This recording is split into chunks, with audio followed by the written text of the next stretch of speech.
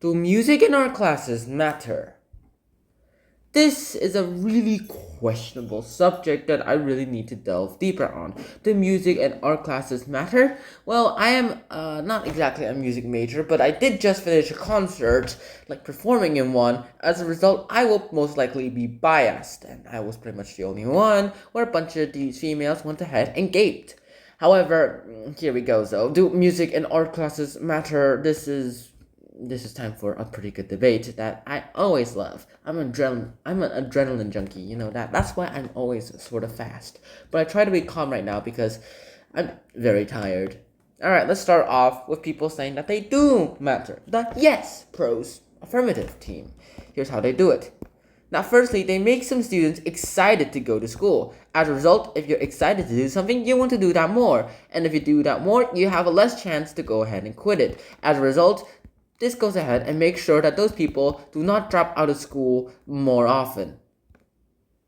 And now it's time for the negative team. Oh god, it's red. Alright, time for the negative team to go ahead and give us their own first point. The negative, no, the cons team, most known as the cons team. Now, these guys go ahead and say that they cost too much money than they're worth to go ahead and do. In fact, if they cost too much more money, well then this really does not matter. It doesn't really work out that way.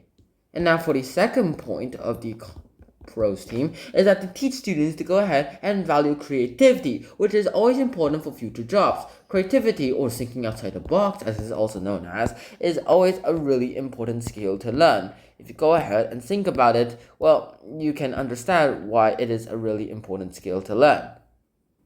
As a result, whenever you go ahead and use something like Dropbox, you're going to need to go ahead and think literally outside the box.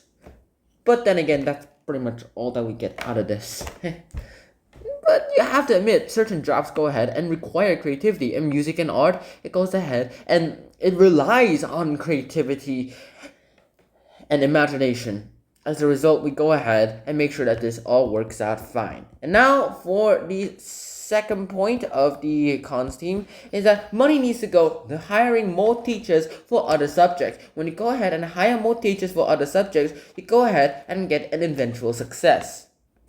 Now it's time for the third point of the pros team. Now they go ahead and say that these subjects, music and art, help them to do better in other subjects. Like if you go ahead and stimulate your brain, like music and art are stimulants to your brain, you go ahead and do this better for other subjects.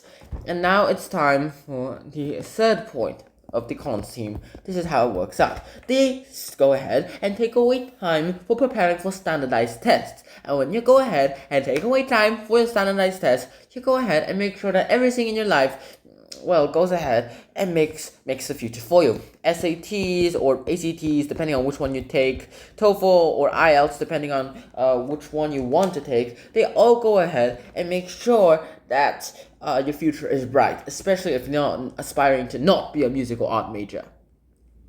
That's really nice.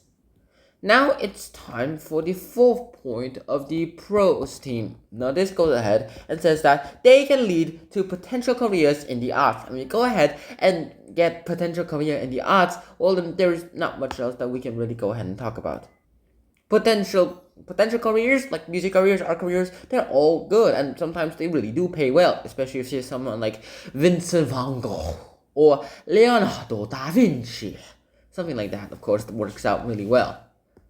Now for the fourth point, this is art careers. Art careers are the most unstable and unpredictable careers. Like, you go ahead and you have a really hard time making a living out of like art careers, such as unstable and very unpredictable. Music, at least people will listen to it, but art, it requires someone to really want to look at it.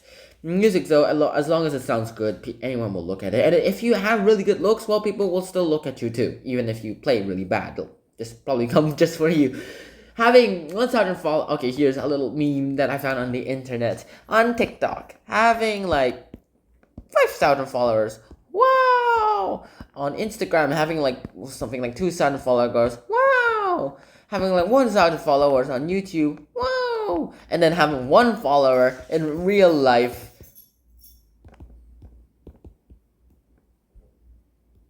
Yeah, very creepy.